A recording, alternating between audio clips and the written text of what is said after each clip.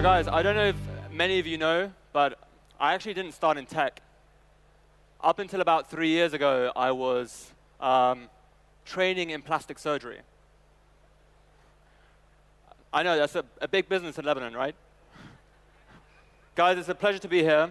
Before I start, I also want to let you know that we've actually flown from the UK and from the US because we were so excited to be here in Beirut. And they're all hacking different medical products to try and help patients. So if you guys end up being free today and are interested, make sure you go and visit the guys upstairs that are hacking. Okay, as I was saying, my name is Jean, and up until about 3 years ago, I was training in plastic surgery. And I'd finished my training, and I grew up in the UK. And finishing my training, I started off kind of in my life as going into surgical procedures, going around the wards, trying to learn how to operate. On the way, I met a colleague of mine, Andre Chow, and we spent a bunch of times discussing surgery. Now, I don't know how many of you here know or have had a surgical procedure, but plastic surgeons learn how to operate on patients. In fact, there's a saying in surgery, which is, see one, do one, teach one. If anyone's a patient here, how does that make you feel? Right? And so me and Andre spent a huge amount of time thinking about what does it mean to become an expert? How would you become a master of a specialty? Now, it's true. Surgeons have very good hands. Okay? I come from the world of plastic surgery, where they believe their hands are the best. Right? But the other part of surgery that's really important is a surgeon's brain, okay? And it's actually been shown that 75% of an operation is brain and 25% of an operation is hands. This is really important for you guys to know and be aware of. So me and Andre, about 3 years ago, got together and thought, how could we map plastic surgery? How could we take what we were doing in the operating room, right? And how could we change this? Surgeons everywhere to be able to learn the steps and the cognitive steps of an operation before they got into the operating room. And if you look at surgery, what we've been able to create is a process-based system on a mobile device anywhere, and it's freely available. Being surgeons, trying to figure out technology, we didn't really have many friends who were engineers. And so we built the first version of touch surgery ourselves. And looking back, that was probably the wrong way to do it, which is why we're so excited about bringing engineers and physicians and healthcare specialists together. So building touch surgery really involves and has involved a huge amount of people since we started it. The company is now 70, 80 people, and it's growing. And we have people who have got backgrounds from Pixar, who've made movies like Finding Nemo, Gravity, and we've got engineers and designers and lots of other people involved in this. And really the main aim is really simple. As I said, trying to map surgical process in terms of steps. Now, if anyone's scared of blood, look away now. Okay, so what do I mean? This is touch surgery. Is a process-based map that allows surgeons to go through an operation step by step on any mobile device. We take a surgical process and really map out every decision, every step, working with experts globally. And we've worked with surgeons from places like Harvard, Hopkins, Stanford. We're very, very lucky to be working with some great surgeons who have been involved in mapping the process. And we combine this mapping technology with virtual, state-of-the-art kind of, movies and from animation houses.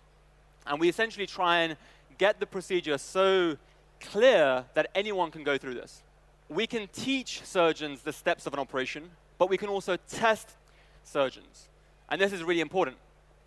The test takes away the cues and allows a user to test themselves, right? Which is really interesting. So we have built many of these. Okay, so this is another example. This is a hand transplant. And the reason I'm going to show you this is because how many surgeons even if they're qualified surgeons, have done a high-end transplant?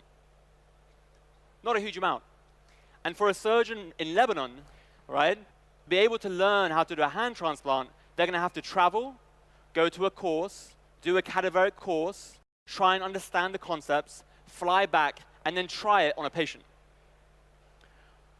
With Touch Surgery today, what they can do is access that information from their home for free, learn the steps, understand it, and then figure out when they want to attend that course, attend the course, leave the course, practice it 1,000 times again, test themselves on metrics, and before they ever do their first one. A lot of what we do is really technology. You know, anyone can download the app today. It's freely available on your phone. But behind the scenes, as I mentioned, we have a great team who's been involved in building great technology. We view the world in the same way that maps have evolved. You'd look at the streets, you try and go where you're going, and it'd be a physical map. All of that has been converted into digital tools. And so for us, a lot of our work and efforts is around trying to take that mapping for surgical process and convert it into a digital-based map. Right at the beginning, we involve great surgeons. And as I mentioned, we're really privileged to work with some amazing surgeons worldwide. They're involved in helping to map that procedure with some great people that we have internally, some great medics and doctors that work internally at Touch Surgery to help with that. This is then translated into a way that our team can then build out and physically represent that surgical process, and we're building hundreds of these. Hundreds. We've got over 1.5 million users, and one of my colleagues, Sassine, who's part of the marketing team with Flavio, about how we do this for a very low budget. We have 35 hours of usage a month. We're in residency programs, and we've been engaging ourselves and working with residency programs to be useful. And we're the #1 medical app in, I think, more than 13 countries. Thank you.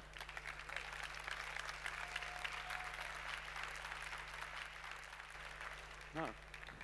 Sorry, Paul. It's just an applause. Guys are happy. And so we're really being integrated across the world to be used in programs. What does this mean? So what this means, there's another slide on data. That's how our ramp of downloads, so again, guys, with any startup, really track your data. So these are some of the figures that we track. So downloads, growth, monthly active users, and engagement. So the first slide you can see on the left allows you to go through an operation step by step.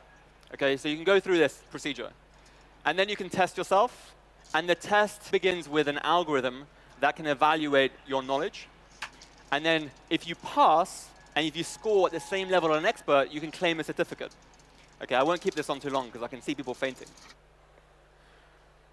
We've got a database and a data system that can capture that data, and then we can allow them to deliver this to all of their surgeons.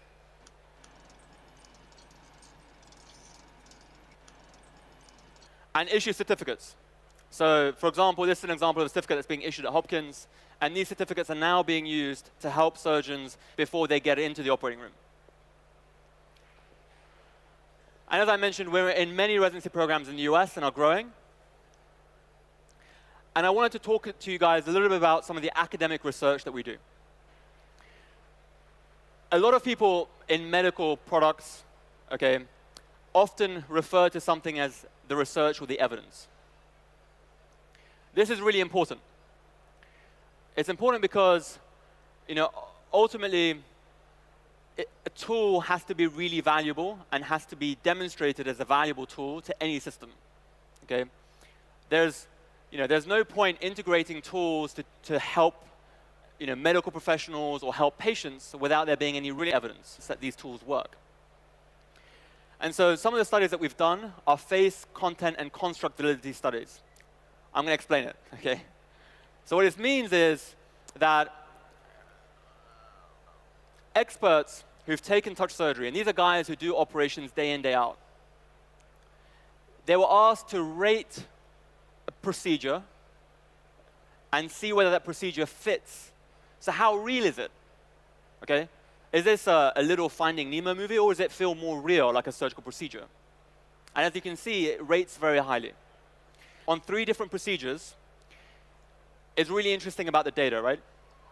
So we say that we can test people, and that test is really important. An expert is a surgeon that does the procedure every day. A novice is someone like my mother, okay, who's never done an operation before in her life. Okay? If I give the testing and the gaming algorithm to people to learn, the expert should score really high, and my mother should not score really high.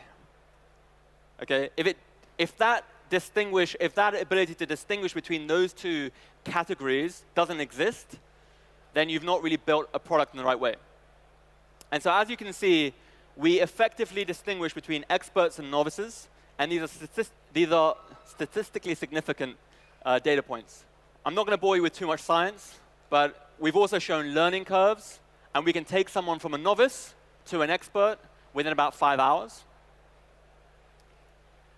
And also, an interesting study at Stanford and one at Imperial College has shown, and these are really interesting early studies that haven't been published yet, we're investing a huge amount into technology. We're doing some interesting work with real-time gaming engines. So we're taking the gaming world and what it's done for, I'm sure many of you have played those shoot-'em-up games and Grand Theft Auto, right? We're taking those guys' game surgery in a way that will help surgeons be better prepared for surgery. We're also doing augmented reality and VR. I can't talk too much about this, but we've recently hired a number of people that have a background in computer vision and artificial intelligence. One of them is sitting here, and he's Lebanese. But what we believe is that there are lots of different ways of taking this technology and then bringing it into the operating room to help surgery. And there are going to be a lot of challenges around this, but we're very interested in what these devices can help with. So I guess I want to go back to, I don't want to bore you guys with raising capital and all these other things, because there are great talks about all these things. But what I want to go back to is kind of a problem, and then taking that problem and growing it. Me and Andre felt a very personal problem when we were trying to understand surgery. For us, take problem and mapping it out was the first step. Now, if I take you up to the macro, surgery is a service that some people have the privilege of having access to. Studies have shown that 5 billion people in the world don't have access to safe surgery. That's more than 2/3 of the world's population. That's if someone breaks their leg, they're not going to be able to go back to work. Surgery is 32%, right, of global disease burden. If some of you here haven't had an operation, okay, I'm sure someone in your family has. In fact, how many people know or have had a relative that's had an operation? Put a hands up.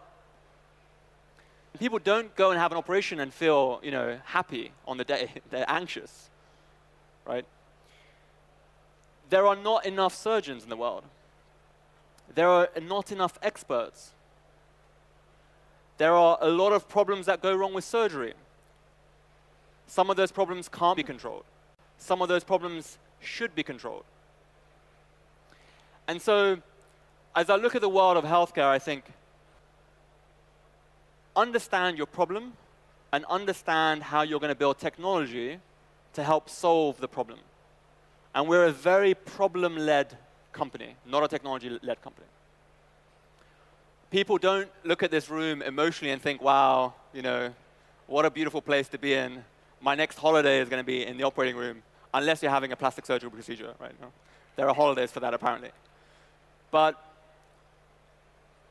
encourage you all to really think about healthcare as something or a sector, especially in a country where there are some great hospitals and some great doctors, where if we do invest some time and energy, then we can truly help change surgery, or change medicine.